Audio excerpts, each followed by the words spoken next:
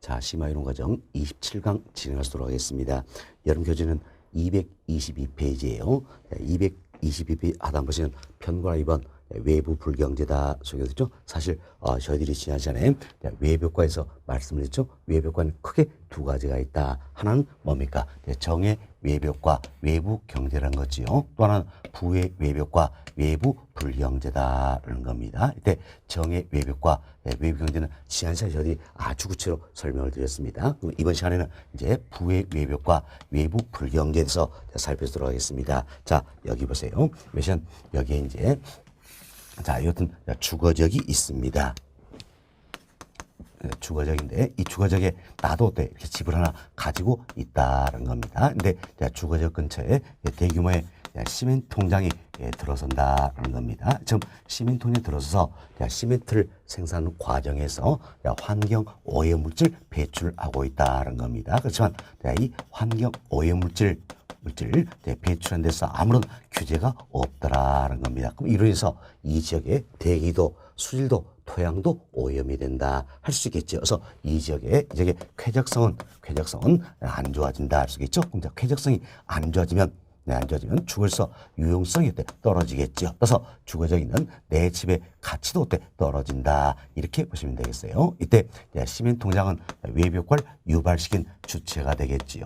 주체됐고, 자, 주거적의 집을 가진 나는 뭡니까? 제3자가 되겠다는 겁니다. 그때 시멘트 공장 입장에서는 내 집값 떨어뜨릴 목적으로 시멘트를 생산했을까요? 그건 아니겠죠. 의도하지는 않았다는 이야기예요. 그렇지만 이처럼 손해를 끼치고 있다는 이야기예요. 그 따른 대가를 지불합니까? 안 합니까? 안 하죠. 반면 제3자인 내 입장에서는 어때? 대가 없는 손해를 보고 있다는 겁니다. 이게 부동산 시장에서 나타나는 부의 외부 효과, 외부 불경제의 대표적인 사례가 된다. 이렇게 보시면 되겠어요. 그래서 지난 시간에 배웠던 내용이죠. 여기 보세요. 이제 외벽과를 유발시킨 주체 입장에서는 비록 의도하진 않았지만 손해를 끼친다는 이야기예요. 그에 따른 대가를 지불하지 않는다는 이야기예요. 제3자인 내 입장에서는 대가 없는 손해를 보고 있다. 그럼 외적에서 부정적인 영향을 받는다 할 수 있겠죠. 이게 바로 이제 부의 외벽과 외부 불경제 또는 외부 비경제가 되는 것이다.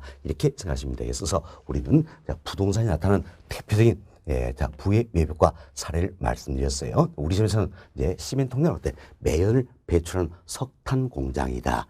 쓰레기 수확장 이렇게 말만 바꾸고 있다. 내용은 똑같다 생각하시면 되겠어요. 물론 지난 시간에 말씀드린 정의 외벽과 사례 우리 생태공원 이야기 드렸죠. 이분도 마찬가지예요. 우리 집에서는 녹지공원이다. 공원이다. 이렇게 말만 바꾸고 있다는 것을 우리가 기본 이론에서 말씀드린 똑같은 사례를 통해서 이야기를 드립니다. 그래야 여러분들이 자꾸 들어오셔서 세뇌가 될 것이다. 인류에서 제가 이제 똑같은 예를 통해서 말씀을 좀 드렸습니다. 자, 그럼 여기서 이제 처음 부의 외벽과 외부 불경제가 나타난다는 이야기예요. 이때 우리가 비교를 해봅시다.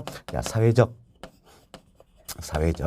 편익이라는 게 있고, 다음은 사적 편익이라는 게 있다는 겁니다. 다음 사회적 비용과 사적 비용의 크기를 비교해보자는 거예요. 역시 여기서 사회적이다. 이 표는 뭐를 의미합니까? 지역 전체를 의미하는 것이다. 이렇게 생각하시면 되겠습니다. 다음 사적이다. 이 표현은 누구 입장이었어요? 외벽과를 유발시킨 주체의 입장이다. 사실 제3의 나는 이 지역에 포함이 되어 있겠죠. 그래서 사적이다. 이 표현은 외벽과를 유발시킨 주체의 입장에서 하시면 아주 쉽게 이해가 될 겁니다. 자, 보세요. 그럼 시멘트 공장에서는 시멘트를 생산해서 환경 오염물질 배출하고 있다는 이야기. 이래서 이 지역 전체가 얻는 이익이 사회적 편익이 되겠지요. 시멘트 공장이 얻는 이익이 뭡니까? 사적 편익이다. 그럼 어디 갈까요? 당연히 시멘트 공장이 얻는 이익, 사적 편익이 더 크다는 걸 알 수 있겠지요. 다음은 시멘트 공장은 환경 오염물질 배출하는데 이 따른 정화비용은 부담하지 않는다는 이야기. 그럼 누가 부담합니까? 이 지역 주민들이 부담을 하게 된다. 그래서 지역 주민들의 세금이 높아진다 할 수 있겠죠. 그래서 이 지역 전체가 지불하는 비용이 사회적 비용, 다음 시멘트 공장이 지불하는 비용이 사적 비용이다. 어디 갈까요? 당연히 지역 전체가 지불하는 비용, 사회 비용이 더 크다 할 수 있겠지요. 자, 그리고 또 우리 이런 생각합시다. 자, 부의 외벽과입니다. 그럼 부의 외벽과는 제3자인 내 입장에서는 외적에서 부정적으로 안 좋다는 이야기예요. 그럼 외적에서 부정적으로 한다. 안 좋기 때문에 내가 속해 있는 지역에서 어때? 얻는 이익이 더 적다는 이야기죠. 또 내가 속해 있는 지역에서 지불하는 비용이 어때? 더 많다는 겁니다. 자, 잘 생각하세요. 내가 속해 있는 지역에서 얻는 이익이 더 적다. 내가 속해 있는 지역에서 지불하는 비용이 더 많다면 좋아요, 안 좋아요? 안 좋다. 그 부의 외부 효과다. 이렇게 생각하시면 되겠습니다. 됐습니다. 자, 이처럼 이제 부의 외벽과 나타나면 외벽과를 유발시킨 주체 입장에서는 비록 의도하진 않았지요. 그렇지만 손해를 끼침에도 불구하고 대가를 지불하지 않는다는 이야기예요. 또한 상대적으로 적은 비용을 들여서 얻는 이익은 많다는 이야기예요. 이때 어때? 절호유기에다가서 어때? 사적 시장에 생산을 맡기면 몽땅 생산에 있어서 과대 생산이 이루어진다는 겁니다. 이는 자원의 효율적으로 어렵게 하셔서 시장에 실패를 초래하는 요인이 되고 이를 어때? 수정하기 위해서 정부 어때? 개입을 하는 것이다. 이렇게 생각하시면 되겠습니다. 그럼 정부는 개입해서 사회적으로 필요한 양만큼 생산수록 유도하겠죠? 그럼 생산을 어때? 규제를 가한다는 이야기예요. 근데 사적 시장 맡기면 과대 생산되니까 사회적으로 필요한 만큼 생산에 따라서 정부는 규제를 가한다서 규제 정책을 시행한다는 거. 이때 조심하세요. 금지가 아니에요. 금지가 아니라 보세요. 시멘트는 사회적으로 필요하잖아요. 그래서 시멘트 생산을 아예 금지시켜버릴 수는 없다는 이야기예요. 금지가 아니라는 이야기예요. 사회적으로 필요한 양만큼만 생산될수록 규제를 가한다는 겁니다. 규제를 가한다. 그래서 시멘트 공장에게 환경 오염물질 배출에 따른 부담금을 부과할 수가 있겠지요. 다음은 또 중과세하겠다는 이야기예요. 다음은 토지 이용을 규제하겠다는 겁니다. 토지 이용을 규제하겠다는 겁니다. 어떻게 방법을 통해서 규제를 가하게 된다는 겁니다. 이때 토지 이용을 규제하는 가장 대표되는 토지 이용 규제하는 가장 대표되는 정치사이 바로 뭡니까? 지역 지구제다. 이렇게 생각하시면 되겠어요. 토지 이용 규제하는 가장 대표사이 지역 지구제다. 그래서 여러분이 공법 시간에 잘 배우셨을 거예요. 용도 지역, 용도 지구 이 같은 걸 지정해서 행위를 가하겠다. 그래서 토지용을 규제하겠다는 이야기예요. 규제했다. 이 같은 규제 정책을 시행한다. 그럼 자, 규제 정책을 시행하면 어때? 이제 사적 시장 맡겨 쓰는 과대 생산이지만 규제 정책을 시행하면 당연히 부의 외벽과를 유발신 재화의 공급이 어때? 감소한다 할 수 있겠죠. 이로 해서 공급이 감소하게 된다. 이렇게 보시면 되겠어요. 따라서 자, 사회적으로 필요한 양만큼 생산수로 유도한다라는 겁니다. 결국 부의 외벽과를 야기신 재화의 생산을 사측에 맡기면 사회적으로 평보다 많이 생산되죠. 그렇지만 정부 개입해서 규제를 가함으로써 공급이 감소해야 되면서 사회적으로 필요한 양만큼 생산될수록 정부는 유도를 하게 된다. 이렇게 이해하시면 되겠습니다. 자, 이걸 우리 조금 더 구체적으로 살펴봅시다. 살펴보면 시멘트 공장에게 환경 오염물질 배출에 따른 부담금을 부과한다는 이야기예요. 지금 시멘트 공장에게 부담금을 부과시킨다는 이야기야. 그럼 시멘트 공장에 부담금을 부과시키면 규제를 가한 거죠? 규제를 가했다는 이야기. 그럼 시멘트 공장은 부담금 내야 돼, 안 내야 돼? 내야 되겠죠? 그럼 부담금을 내는 만큼 시멘트 생산에서 원가 상승 요인이 된다 할 수 있겠죠. 그래서 다른 조건 일자다 가져할지라도 시멘트 생산에서 원가 상승 요인이 되기 때문에 당연히 시멘트의 공급이 감소하게 된다는 겁니다. 그럼 시멘트의 공급이 감소하니까 당연히 시멘트 시장에서는 시멘트의 공급성이 어느 쪽으로 합니까? 좌측으로 이동을 하게 된다. 감소니까 좌측으로 쪽은 당초 균형에서는 어떤 발생이가 공급만 줄었어요. 그럼 뭐가 많습니까? 수요가 많겠죠? 초과 수요. 이러면서 시멘트의 가격은 상승하겠고 시멘트의 균형 거래량은 어떻습니까? 감소하게 된다. 이렇게 보시면 되겠습니다. 지금 시멘트의 가격이 상승했어요. 이 자체가 주택시장에 영향을 미칠 수 있어요? 없어요? 있다는 이야기. 왜? 주택 생산에서는 반드시 시멘트가 필요하잖아요. 시멘트 없이 집 지을 수는 아니라는 이야기예요. 주택 생산에서는 시멘트는 반드시 필요하기 때문에 시멘트 가격이 상승 있어야 주택시장에 또 영향을 미치게 된다는 겁니다. 그럼 자, 보세요. 이제 주택시장에서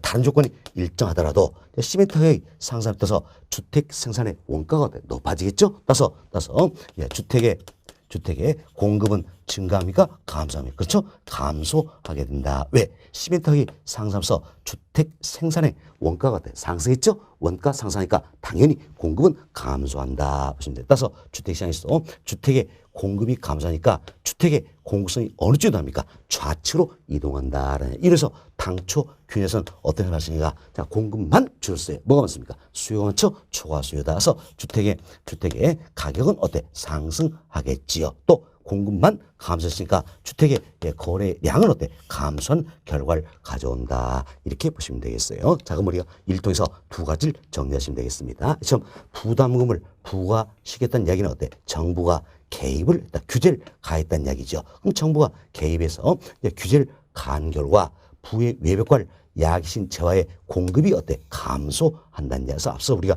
이야기했죠? 규제를 가면 부의 외벽과를 야기신 재화의 공급은 어때? 감소한다. 그래서 공급이 감소한다라는 이야기예요. 이래서 부동산 시장에서 그래서 어때?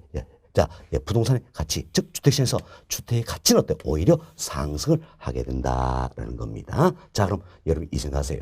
자, 이제 부의 외벽과가 나타납니다. 그럼 부의 외벽과 나타나면 당연히 주택시장에서 주택 가치는 어때? 하락하는 거지요. 주택 가치는 하락한다. 그렇지만 정부가 어때? 개입을 했어요. 개입해서 규제를 가했다는 이야기야. 정부가 개입해서 규제를 가한 결과 다시 어때? 다시 주택가치는 상승하게 된다라는 겁니다. 그럼 부의 외벽을 나타나면 주택가치는 떨어지겠지요. 그렇지만 정부가 개입한 결과 떨어졌던 주택가치가 다시 어때? 상승하게 된다. 이렇게 생각하시면 되겠어요. 그래서 부의 외벽과 나타나면 당연히 주택시장에서 주택가치는 어때? 떨어지는 거지요. 그렇지만 정부가 개입한 결과 떨어졌던 게 다시 어때? 상승하게 된다. 지금 주택가치가 상승 결국입니까? 정부가 개입한 이유다. 이렇게 생각하시면 되겠습니다. 됐습니다. 이렇게 해서 부의 외벽과 말씀을 좀 드렸습니다. 자, 그럼 여기 보세요. 우리 지난 시간에도 말씀드렸지만 여러분이 이분 혼나시면 안 된다 그랬습니다. 정의 외벽과는 제3자인 내 입장에서는 대값는 이익을 얻기 때문에 좋다는 데서 시장 지표 관리 없을 것이다. 그게 아니라 그랬습니다.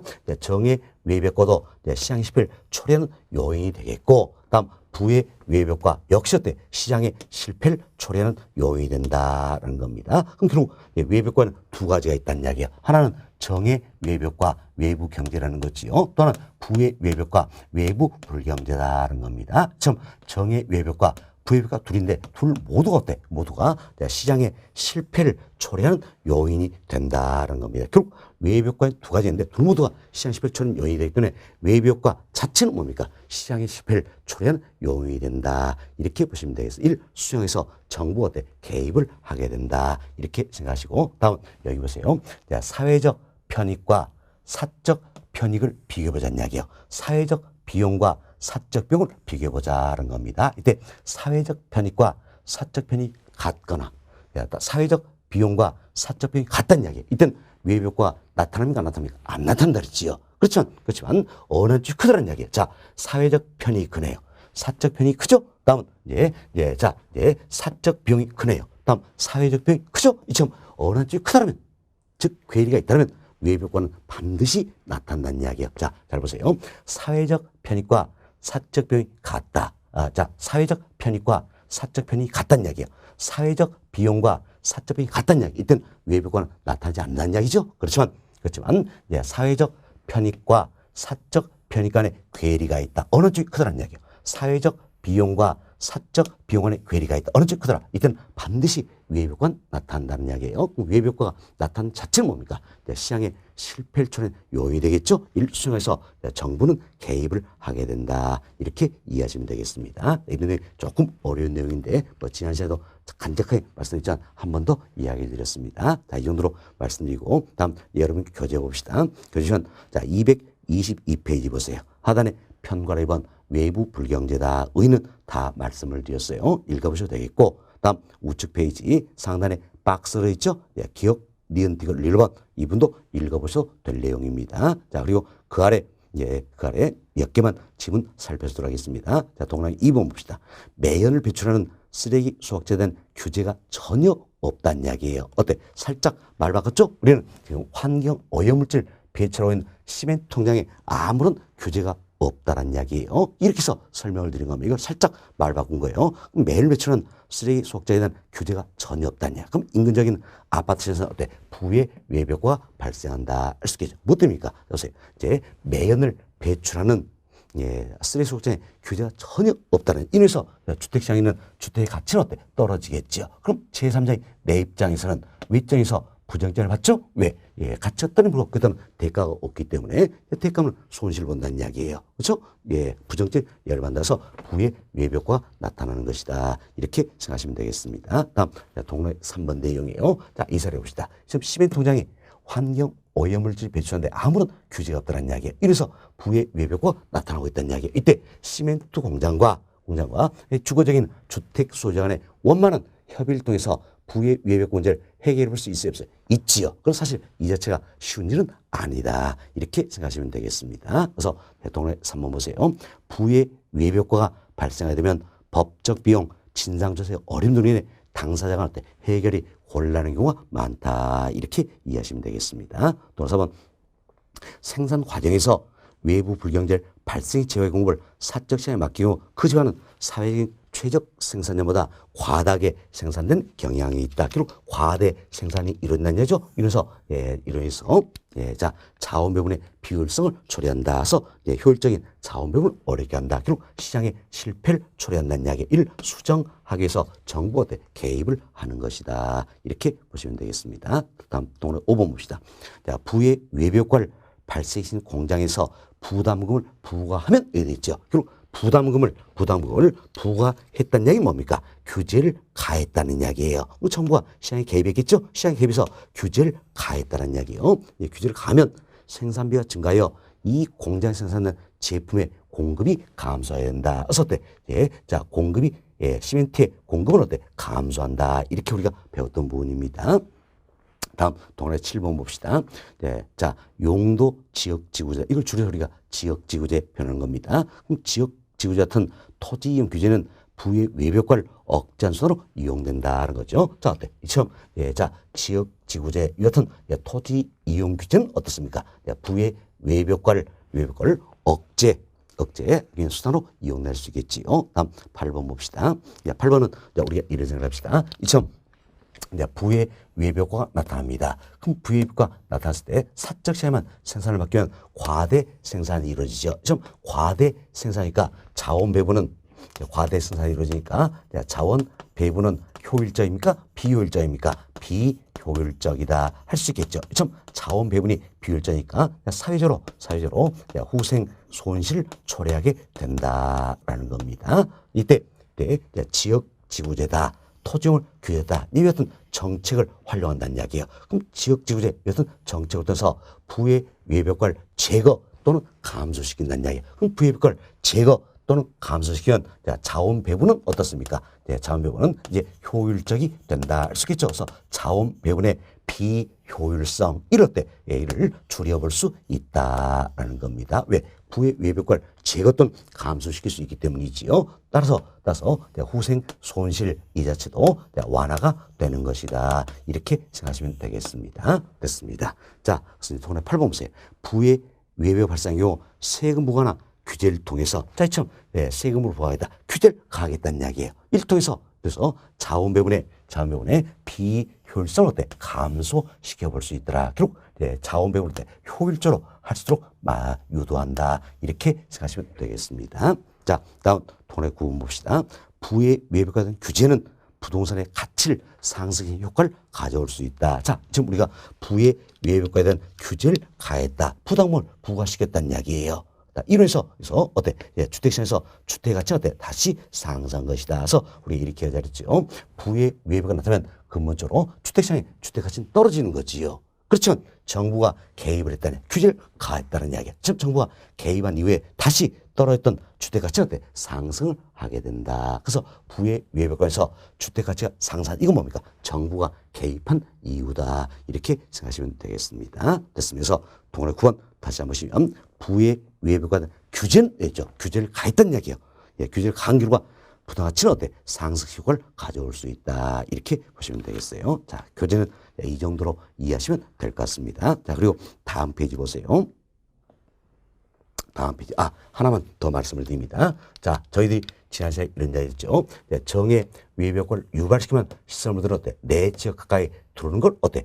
좋아하겠지요. 내 지역 가까이 유찰력 현상이 있다는 이야기예요. 이걸 우리가 뭡니까? 핀피 현상이다. 이렇게 하겠죠. 그래서 핀피는 뭐만 기하자? 피 이것만 기하자는 얘기. 플리스 제발 좀 들어와달라. 왜? 집값 땅값 올라가기 때문에 뭐 때문입니까? 외쪽에서 긍정적인 영향을 받기 때문이라서 정의 외벽과 관련되다 생각하시고, 다음 이제 부의 외벽과를 야기신 재화가 내 지역 가까이 들어오는 걸 좋아할까 싫어할까? 싫어하겠죠. 절대 못 들어오게 한다는 이야기야. 이 같은 지역 간 현상을 우리가 때 님비 현상이다 이렇게 이야기하는 겁니다. 이때 님비 이도 때 영어 척을 땄다는 거예요. 그런데 not in my backyard 여기에 척을 땄다는 겁니다. 영어 필요 없습니다. 필요 없고 님비 나오면 때 니은만 생각하세요. 니은 뭡니까? not 절대 들어오지 말라는 이야기예요. 뭐 때문입니까? 집값 땅값 떨어지기 때문이죠. 왜? 외적에서 부정적인 영향을 받기 때문이다. 따라서 님비 현상은 어때? 부의 외벽과 관련된다. 이렇게만 보시면 되겠어요. 그래서 핀피 현상은 어때? 정의 외벽과 관련이 되는 것이고, 님비 현상은 부의 외벽과 관련된다. 이렇게만 생각하시면 되겠습니다. 됐습니다. 하나 더 추가로 말씀을 드렸어요. 자, 그리고 여러분 교재 224페이지 보세요. 자, 224페이지는 양으로 3번. 외벽과의 비교다. 그래서 어때? 박스의 외부경제 즉 정의 외벽과죠. 외부경제 부의 외벽과다. 이 내용을 넣어드렸습니다. 참고로 한 번 더 보시면 반복습이 되실 것이다. 이렇게 생각됩니다. 자, 다음 자 여름 교재 225페이지로 넘어갑니다. 자, 225페이지 하단에 보충학습 박스 들어있지요. 1번 핀피 현상이다. 자, 핀피 현상은 이런 뭡니까? 정의 외벽과 관련된다. 이것만 생각하시면 되겠습니다. 다음 페이지 보세요. 자, 2번 상단에 2번 님비 현상이 이건 뭡니까? 부의 외벽과 관련된다. 이렇게만 생각하시면 돼서 핀피 현상은 정의 외벽과, 님비 현상은 부의 외벽과 관련된다. 이렇게만 생각하시면 되겠습니다. 자, 이렇게 보시고 다음 이제 226페이지 하단 보시면 예제가 들어있죠. 예제는 제가 이제 기본 이론에서 여러 개 풀어드린 내용이에요. 그래서 여러분이 한 번 더 반복해서 풀어보시면 되겠습니다. 자, 이렇게 해서 저희 교재 1절 부동산 문제와 부동산 정책이다. 이분은 다 말씀을 드렸습니다. 이 정도로 이해하시면 되겠고, 다음은 여러분 교재 227페이지로 넘어갑니다. 자, 227페이지는 2절 토지 정책이다 소개되고 있죠. 자, 여기 보세요. 근본적으로 자, 토지 정책이라는 것은 토지 문제를 해결하고자 하는 공적인 노력이다. 참 토지 문제를 해결하고자 하는 공적인 노력이 뭡니까? 토지 정책이다. 따라서 우리가 이제 토지 문제부터 이야기해야 되겠지요. 토지 문제도 여러 가지 했습니다. 그런데 우리 교재는 4가지 설명을 하고 있습니다. 먼저 물리적 토지 문제라는 거 있어요.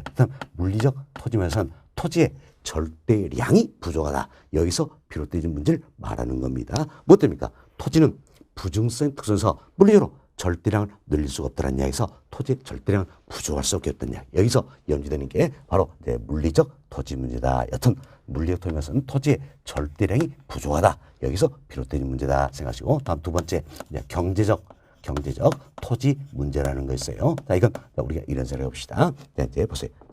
자, 토지의 수요가 증가합니다. 그럼 수요가 증가하면 당연히 증가한 수요를 뒷받침시킬 만한 토지의 어때? 물리적 공급이 이루어져야 되겠죠. 그렇지만 토지의 물리적 공급은 가능합니까? 불가능합니까? 불가능하죠. 부증성이라는 등에서 물리적 공급은 불가능하다. 그러면서 토지에 대한 수요는 증가하지만 물리적 공급이 불가능하기 때문에 당연히 토지는 남아도입니까? 부족합니까? 부족하겠죠. 그래서 토지 부족 문제가 발생하겠고, 토지가 부족할수록 어때? 집가는 상승하게 된다 할 수 있겠지요. 이때 투기적인 세력과 해서하면 집가는 더 큰 폭으로 상승을 하게 된다는 겁니다. 이처럼 집가가 합리적인 수준보다도 훨씬 더 높게 형성이 되어 있다는 이야기예요. 그럼 이와 같은 집가의 상태를 우리가 뭐라 배우신가? 집가고 이렇게 이야기합니다.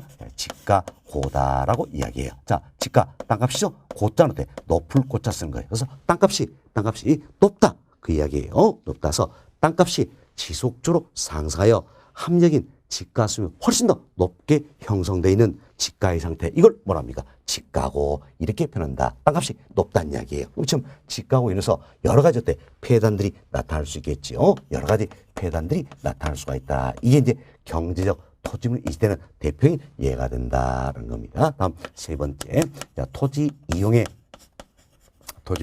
자, 비효율성에 따른 문제도 들어볼 수 있겠지요. 네 번째, 자, 토지 소유의 지나친 자, 편중 현상이다. 이도 때 하나의 문제가 될 수가 있다. 사실 우리는 자본주의 사회지요. 그래서 모든 국민이 똑같은 양만큼의 토지를 가지고 말도 안 되는 이야기예요. 누군 좀 많이 가지고 있을 거고 누군 좀 적게 가지고 있을 수가 있다는 이야기. 그렇지만 그 자체가 지나치게 편중된 이야기는 하나의 문제가 될 수 있는 것이다라는 겁니다. 뭐 이유도 여러 가지 문제를 있지만 우리 교회에서는 네 가지 설명하고 있습니다. 물리적 토지 문제, 경제적 토지 문제, 토지용의 비효율에 따른 문제, 토지 소유의 지나친 편중 현상에 따른 문제 등이 있더라. 이 같은 토지 문제를 해결하자는 공적인 노력이 바로 뭡니까? 토지 정책이 되는 것이다라는 겁니다. 이것은 토지 정책의 목표가 있겠죠. 그럼 정책 목표는 결국 뭡니까? 문제를 해결하자 여기에 있겠죠. 그래서 토지 정책 목표도 여러 가지로 우리가 들어볼 수가 있다는 이야기. 그렇지만 우리는 딱 두 가지로 축약을 해서 어때? 토지 이용에 있어서는 효율성을 어때? 높여보자라는 이야기예요.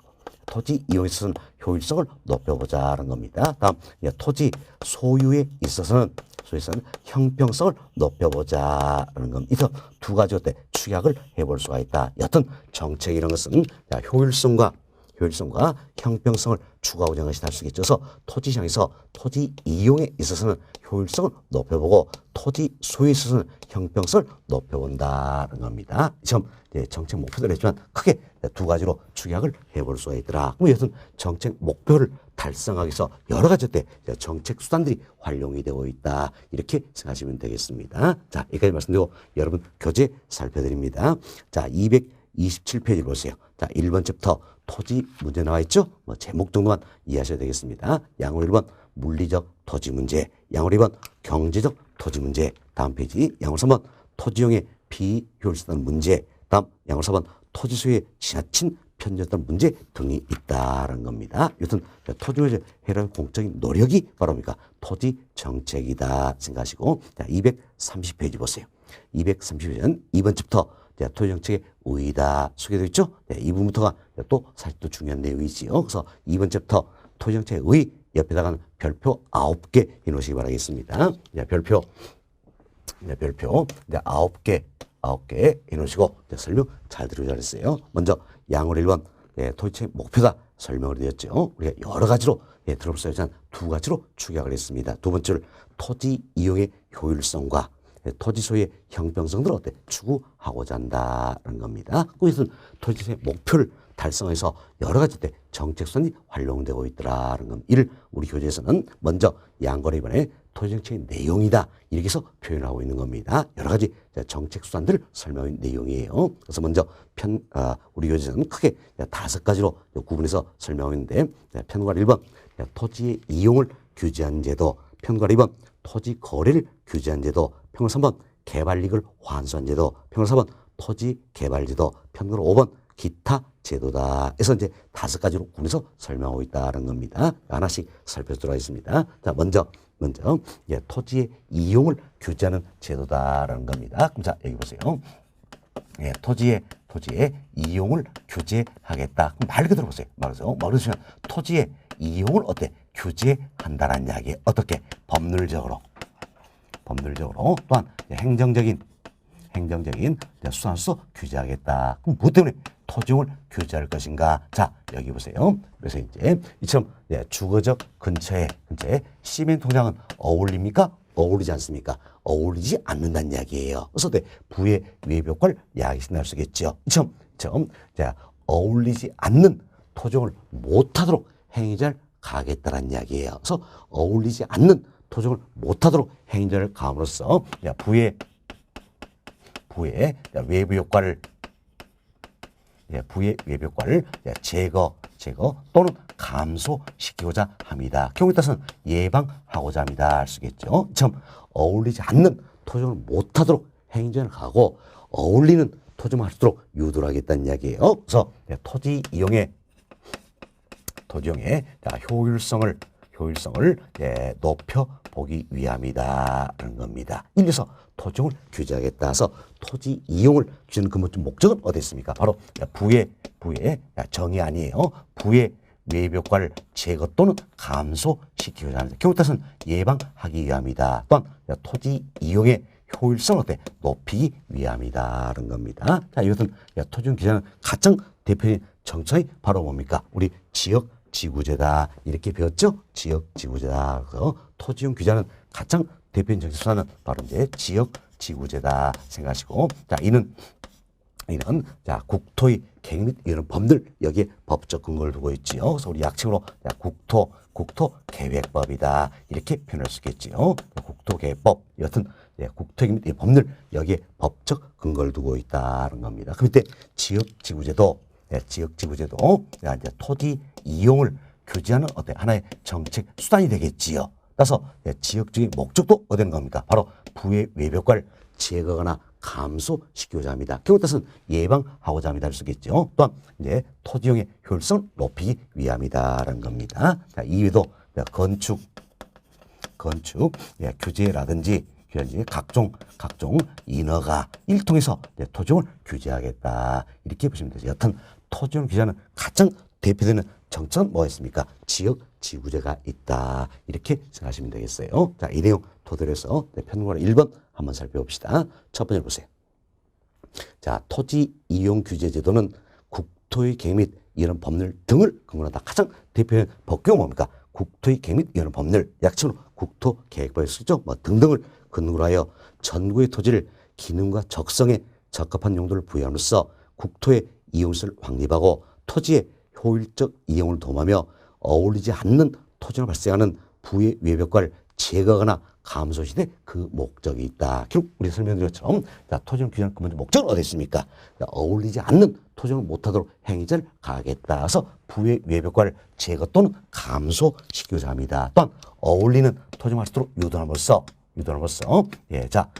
토지 이용의 효율성을 높이기 위함이다. 이렇게 생각하시면 되겠어요. 자, 이 내용이 우리 교재도 다 들어있지요. 됐습니다. 자, 이 정도 이해하시고요. 다음 편관의 2번 봅시다. 자, 토지 거래 규제 제도가 있어요. 이는 토지의 소유나 거래를 규제한 제도를 말한다. 뭐 대표적으로 그 아래 들어보시면 토지거래 허가제도, 부동산 거래 신고제도, 농지취득 자격 증명제도 등이 해당이 된다는 겁니다. 그리고 그 아래 보충해서 박스를 봅시다. 박스 보시면 자, 토지거래 허가제도다 소개되어 있는데 몇 가지 이해하시면 되겠습니다. 자, 토지거래 허가제도 이 자체는 이제 부동산 거래 신고 등의 법률 여기에 법적 근거를 두고 있다는 겁니다. 그래서 동그라미 1번 보세요. 동그라미 보시면 자, 토지거래 허가구역 지정이다 소개인데 두 번째 그 부분 봅시다. 토지의 투기적 거래가 성행하거나 지가가 급격히 상승한 지역과 그러한 우려가 있는 지역을 대상으로 해서 5년 이내 기간을 정하여 토지 거래에 관한 허가구역으로 지정할 수가 있다라는 것을 여러분이 중개사법 시간에 잘 배우셨겠죠. 그렇지만 부동산 개론이다. 이 과목에서도 종종 출제가 되는 겁니다. 그래서 여러분이 이제 토지거래 허가구역의 지정 대상이 되는 것을 이해하시면 되겠습니다. 어디입니까? 토지의 투기적 거래가 성행하거나 지가가 급격히 상승한 지역과 그런 우려가 있는 지역을 대상으로 한다. 이런 정도 이해하시면 되겠습니다. 다음 우측 페이지 상단에 박스 동그라미 4번 보세요.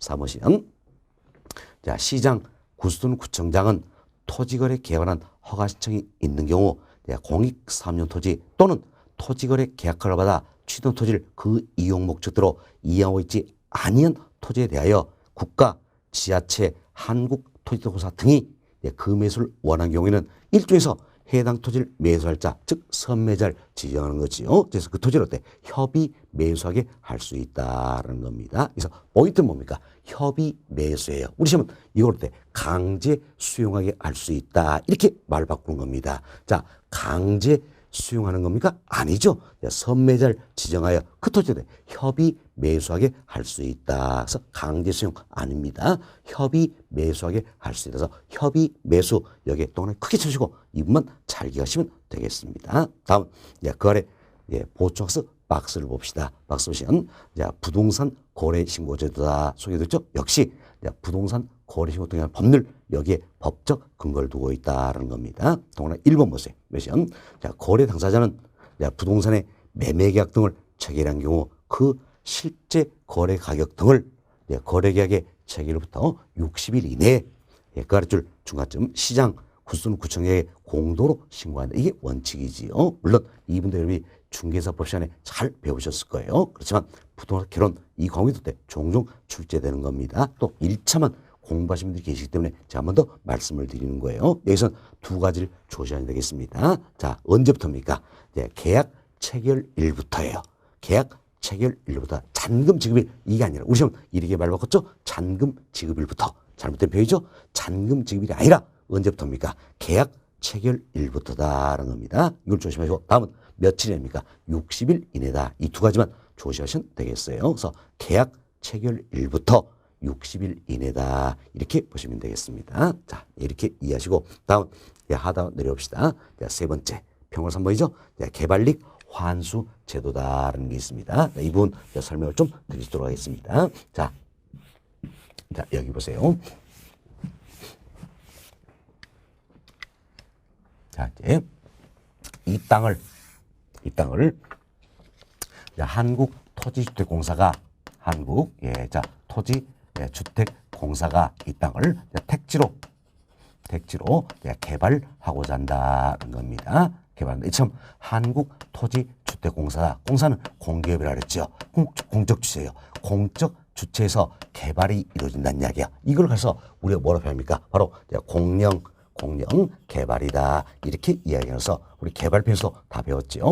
공영 개발에서는 공적 주체에서 개발이 이루어지는 경우다라는 겁니다. 그럼 정확히 표현하면 이 사례 같은 경우는 택지의 공영 개발이다 할 수 있겠지요. 그럼 공사가 이 땅을 택지로 개발해서 개발된 택지를 때 대량으로 저렴하게 공급할 수 있겠지요. 그래서 공급차 역할을 수행하기 때문에 공영 개발이다. 이 자체는 어때? 직접 개입 방법이 되는 것이다. 이렇게 보시면 되겠습니다. 좀 이제 공적체가 개발을 한다는 이야기야. 그래서 공영 개발에서 토지 취득하는 가장 대표되는 방법이 뭡니까? 바로 수용 방식이다. 또는 매수 방식이다 할 수 있겠죠. 그래서 원 토지 소유로부터 이 땅을 수용하겠다라는 이야기예요. 수용하겠다. 이게 이제 공영 개발에서 토지 취득하는 대표적인 방법이다라는 겁니다. 그럼 이 땅을 수용한다는 이야기야. 수용한다는 이야기는 결국 사들인다 그 이야기지요. 따라서 이때는 토지시장에서 공적체가 수요자 역할을 수행하겠죠. 따라서 수용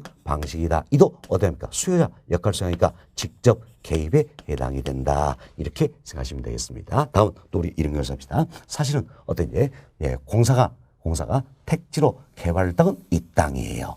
이 땅이에요. 그럼 이 땅을 어떠냐? 수용하면 되겠죠? 그렇지만 택지로 개발할 땅보다 더 많은 이 같은 땅을 경우에 따랐을 때 사들일 수가 있더라라는 겁니다. 자, 이걸 가리켜서 우리가 뭐라고 하신가? 개발할 땅보다 더 많은 땅을 사들인다 해서 이를 가서 우리가 초과해서 매수한다. 초과 매수다. 이렇게 표현합니다. 그럼 초과 매수 이 사례도 어떻습니까? 결국은 개발할 땅보다 더 많은 땅을 사들인다는 이야기지요. 사드니까 수요자 역할을 수행하고 있다. 따라서 초과 매수 이 부분도 수요자 역할을 수행하니까 직접 개입에 해당이 되는 것이다. 이렇게 보시면 되겠어요. 좋습니다. 여튼 이제 한국토지주택공사가 이 땅을 원토에서부터 수용을 합니다. 수용해서 이 땅을 택지로 개발한다는 이야기예요. 그럼 이래서 인근의 집가는 상승할 수가 있겠죠. 그렇지만 저 멀리 떨어진 이 땅의 집가에는 변화가 없다는 이야기예요. 그럼 공적 주체의 개발론에서 누구는 혜택을 보고 누구는 혜택을 보지 못한다는 이야기예요. 이때는 토지 소유의 형평성이 맞아요, 안 맞죠? 참 토지 소유의 형평성에 문제가 발생하게 된다는 겁니다. 또한 집가가 상승한 이 지역은 서로 땅을 가지고 있으려고 아우성거리겠지요. 그래서 이 지역에 집가가 이 지역에 투기 현상이 나타날 수 있겠죠. 왜? 집가 상승한 이 땅을 서로 가지고 있으려는 그래서 투기 현상이 나타날 수 있고 이래서 집가는 더욱더 불안정해진다는 거. 그럼 잡으세요.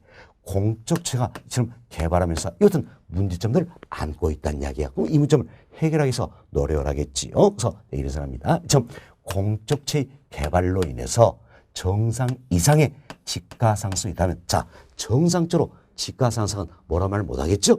정상 이상의 지가 상승이 있다는 이야기. 이걸 어떻습니까? 개발 이익으로 규정을 하겠다는 겁니다. 네, 개발 이익으로 규정하고 이 개발 이익을 어때? 환수하겠다. 이게 이제 개발이익 환수 제도다. 이는 개발이익 환수 법률 여기에 법적 근거를 두고 있다는 겁니다. 지금 개발 이익을 어때? 환수하겠다는 이야기야. 그럼 개발 이익을 환수함으로써 어때? 토지 소유의 형평성을 어때? 높여줄 수 있다라는 겁니다. 또한 투기를 예방할 수 있겠죠? 지가의 안정을 가져올 수 있다. 지금 투기를 예방하고 지가의 안정을 가져올 수 있기 때문에 결국 어때? 예, 토지 이용에 있어서도 효율성을 높여볼 수가 있다는 겁니다. 이처럼 토지 소유의 형평성을 높여주고 투기를 예방하고 지가 안정에 기하게 따라서 토지형의 효율성을 높여보겠다. 이 같은 목적으로 시행되는 게 바로 뭡니까? 개발이익 환수 제도다. 이렇게 보시면 되겠습니다. 근데 개발 이익을 환수한 방법들이 어때? 여러 가지가 있겠지요. 개발 이익을 환수한 방법이 여러 가지가 있다는 이야기야. 이런데 우리나라 경우에는 개발 이익 환수 법률, 이 법률의 근거에서 어때? 개발 부담금을 부과하겠다는 이야기. 참 개발 부담금을 부과함으로써 개발 이익을 환수하게 된다. 그래서 우리나라의 개발 이익 환수는 주된 방법은 뭡니까? 개발 부담금을 부과하는 것이다. 참 부담금을 부과하는 건 어디에 해당합니까? 이제 간접 개입에 해당이 된다. 이렇게 생각하시면 되겠습니다. 자, 이렇게 해서 저희들이 이제 개발이익 환수에도 이분 설명드리면서 여러 가지를 말씀을 드렸어요. 예, 자, 먼저 공영 개발, 자, 수용 방식 또는 매수 방식이다. 초과 매수, 이들은 모두 어때? 직접 개입에 해당된 사례가 되겠지요. 다음은 이제 개발이익 환수를 도입해서 시행은 뭐 때문입니까? 바로 자, 토지의 형평성을 높여주고 투기를 예방하고 지가 안정에 기하에 따라서 토지용의 효율성을 높이기 위함이다라는 겁니다. 처음 개발 환수는 가장 대표되는 방법, 우리나라의 경우에는 어때? 개발 부담금을 부과하는 것이다. 참 부담 부과는 간접 개입에 해당이 된다. 이렇게 생각하시면 되겠습니다. 됐습니다. 자, 여기까지 말씀드리고 여러분 교재 살펴드립니다. 자, 231페이지 하단 보세요. 평을 3번. 자, 개발이익 환수들은 개발이익 환수 법률 여기에 법적 근거를 두고 있겠지요. 예, 자, 개발사업 시행이나 토지 이용계획 변경, 그 밖에 사회적, 경제적 요인에 따라 정상지가 상승분을 초과하여 개발사업을 시행한 자나 토지 소유에 귀속되는 토지가액의 증가분, 이게 바로 뭡니까? 개발이익이 되겠지요. 그래서 개발이익을 국가가 환수한 제도를 말한다. 이렇게 생각하시면 되겠습니다. 이외에도 평으로 4번 토지 개발 제도, 평으로 5번 기타 제도 등이 있다. 이렇게 생각하시고, 우리는 토지 정책의 목표를 달성하기 위해서 여러 가지 정책 수단이 활용이 되고 있다는 겁니다. 어떤 정책 수단을 이야기해서 먼저 토지 정책의 내용이다. 이렇게 해서 우리가 분류해서 살펴드렸습니다. 토지 이용을 규제하는 제도가 있고, 토지의 거래를 규제하는 제도, 개발이익 환수에도 토지 개발제도, 기타 제도 등이 있다 생각하시고 여기 교재 내용령도 이해 좀 되시면 되겠습니다. 자, 다음은 여러분 교재 232페이지로 넘어갑니다. 자, 232페이지 보시면 양으로 3번. 토지시장의 개입 방법이다 소개되고 있죠. 사실 이제 이처럼 토지정책의 목표를 달성하기 위해서 당연히 자, 토지시장에 개입을 하겠죠.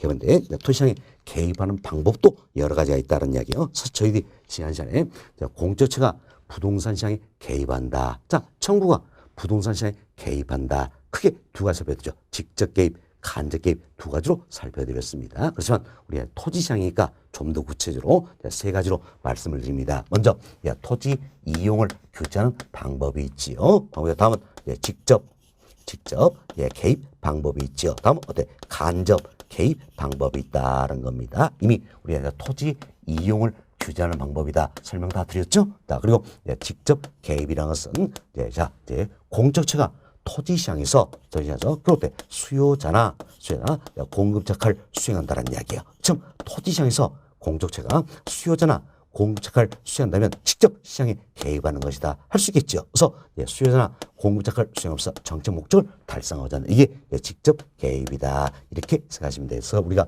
직접 개입 관련해서 몇 가지 말씀했죠. 공영 개발이다.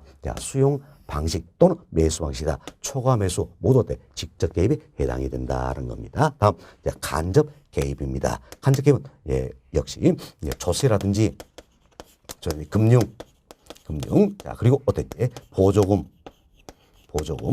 부담금 사실 이를 통해서 자 공적시나 토지시장에 개입할 수 있어요 없어요? 있죠? 지금 조세 금융 보조금 부담금 이를 통해서 개입할 수가 있다는 이야기예요. 지금 조세 금융 보조금 부담금 이를 통해서 개입하는 건 뭡니까? 간접 개입이 되는 것이다. 그래서 우리가 예전에 말씀드렸죠. 개발 부담금을 부과한다. 부담금 부과 이를 통해서 개입할 수가 있다. 이는 대표적인 간접 개입 방법에 해당이 되는 것이다. 이렇게 생각하시면 되겠습니다. 자, 그럼 여러분 교육에서 한 번 더 살펴보도록 굉장히 중요해 보니까 한 번 더 살펴보도록 하겠습니다. 자, 먼저 편과로 1번 보세요.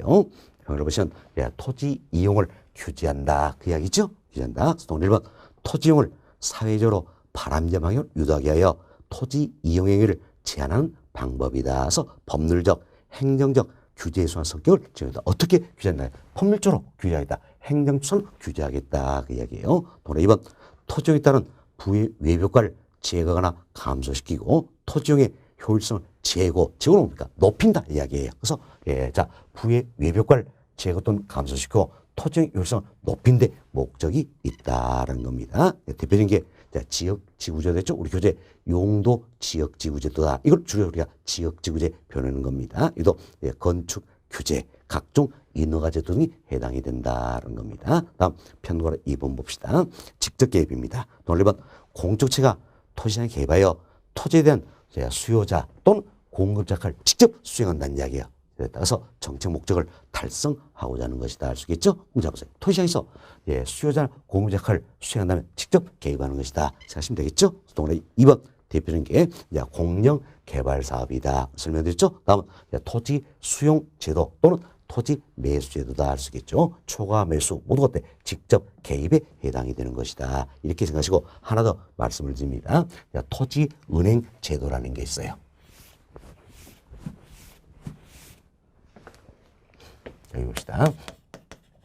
자, 토지 은행 제도다. 그런데 이는 흔히 우리가 토지 비축 제도다. 이렇게도 표현하는 겁니다. 그래서 이는 자, 공공토지의 비축에는 법률, 여기에 법적 근거를 두고있다. 그래서 법률 명칭을 다 외울 수는 없는 겁니다. 그래서 공공토지의 비축에는 법률, 비축 나오면 이건 토지 은행 제도, 토지 비축 제도다. 이렇게 생각하시면 되겠습니다. 그래서 토지 은행 제도는 공적체가 사실 우리나라에서는 이제 한국토지주택공사 여기서 주된 역할을 담당하고 있는 겁니다. 한국토지주택공사가 주된 역할을 담당하고 있는데 공적체가 저가의 미개발 토지를 대량으로 매입을 합니다. 그럼 대량으로 매입을 해서 비축시켜 놓고 있다가 필요해서 비축된 토지를 풀어버리겠다는 이야기예요. 이게 토지은행제도입니다. 그럼 이때 보세요. 대량으로 매입한다. 이때는 수요자가 되겠지요. 또한 비축된 토지를 풀어버리면 이때는 뭐가 됩니까? 공급자가 되는 것이다. 그래서 수요자 또는 공급자가 수행하잖아요. 어디에 합니까? 직접 개입에 해당이 된다 생각하시면 되겠어요. 그래서 현재 우리가 도입된 시행된 제도죠. 자, 토지은행제도 이도 때 직접 개입에 해당이 된다. 이렇게 보시면 되겠습니다. 됐습니다. 자, 이 정도로 말씀을 드리고요. 사실 다음 시간에 또 얘기지만 좀 더 구체로 몇 가지만 더 이야기해 봅시다. 그럼 자, 여기 보세요. 토지은행제도다 또는 토지 비축된 직접 개입에 하나 한다 그랬죠? 현재 우리가 도입돼서 시행되고 있다는 이야기예요. 그럼 여러 가지 목적이겠죠. 가장 주된 목적은 두 가지가 있어요. 먼저 우리 얘기합시다. 토지는 물리로 양을 늘릴 수 있어요, 없어요? 없다는 이야기예요. 한정된 자원이죠. 그렇지만 일시로 수요가 증가하면 지가가 뛰겠지요. 지가가 뛰겠죠. 이때 비축된 토지를 풀어버리겠다는 이야기예요. 풀어버린다. 그래서 지가 안정에 기여하고자 한다. 즉 토지시장 안정에 기여하고자 한다는 겁니다. 다음 공공용지가 필요합니다. 그런데 비축된 토지를 풀어버리겠다는 이야기. 그래서 공공용지를 적시에 공급하고자 한다는 거에서 공공사업을 공사업을 원활히 추진하고자 한다라는 이야기예요. 이 두 가지가 결국 가장 주된 목적이에요. 물론 이외에도 질서 있는 토지 개발 선도하겠다, 개발률 환수하겠다 등등 여러 가지 목적이지만 가장 주된 목적은 이 두 가지다라는 겁니다. 집가의 안정에 기여하겠다. 결국 토지시장 안정에 기여하겠다는 거죠. 다음 공공용지를 적시에 공급하면서 공사업을 원활히 추진하겠다. 이것도 목적으로 도입돼 씌우는 게 바로 뭡니까? 토지은행제도 또는 토지비축제도다. 이렇게 이해하시고 이는 직접 개입이 하나 된다. 우리 지금 완전 당월 메뉴예요. 토지은행제도는 어디 합니까? 직접 개입의 하나가 되는 것이다 라는 겁니다. 이 정도 이해하시고 평소 한번 간접 개입이 되겠습니다. 조세나 금융 통한 경제 동기를 조사하는 방법이다라는 거죠. 그래서 우리가 간접 개입 대비서가 뭡니까? 조세, 금융, 보조금, 부담금 이 같은 방법들이 있더라 생각하시면 되겠지요. 그래서 또는 이 부분 보세요. 취득세나 종합부동산세 등 토지 관련 조세라는 이야기예요. 자, 일종의 개입한다는 이야기예요. 어때? 조세니까 간접 개입이다 할 수 있겠죠. 다음 토지 개발 및 이용에 대한 각종 금융 지원이다. 금융 이도 어디 합니까? 간접 개입에 해당한다라는 겁니다. 다음 보조금 지급이나 부담금 부과 등이 해당한다. 그래서 보조금을 지급한다. 부담금을 부과한다. 모두가 간접 개입이다. 그래서 특히 간접 개입 이 네 가지를 잘 기억하셨습니다. 자, 조세, 금융, 보조금, 부담금 일통해서 개입하면 어디 합니까? 간접 개입에 해당이 된다. 이렇게 보시면 되겠습니다. 다음 동그라미 3번 한번 봐보세요. 토지가 필요한 양질의 자료 및 정보 체계를 구축시켜주겠다. 다음 토지 정보의 창출 및 제공이다. 토지 관련 정부선의 유기적인 협조체제 구축이 일도 다 어디 합니까? 간접 개입에 해당이 되는 것이다. 사실 이들은 토지는 규정한 거 아니죠? 직접도 아니에요. 어디 합니까? 간접 개입에 해당이 된다. 이렇게 보시면 되겠습니다. 이때 하나의 예를 한번 들어봅시다. 앞으로 우리도 배우시게 되겠지만 부동산 가격 공시 제도라는 게 있어요.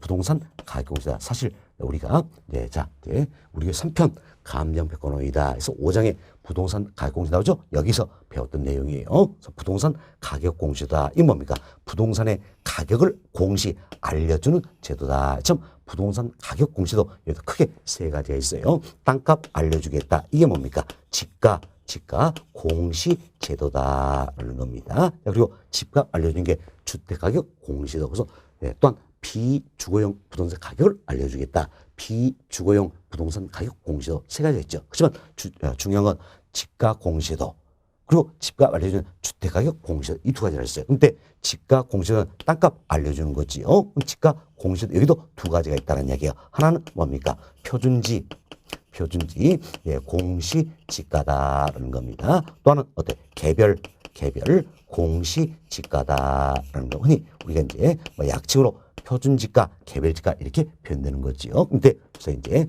표준지 공시가, 개별 공시가 이런 걸 조사평가에서 알려주겠다는 이야기예요. 자, 그럼 보세요. 이제 편지 공시가, 개별 공시가 이걸 조사평가에서 산정하겠지요. 이게 기록 뭡니까? 정보를 창출한 거네요. 그죠?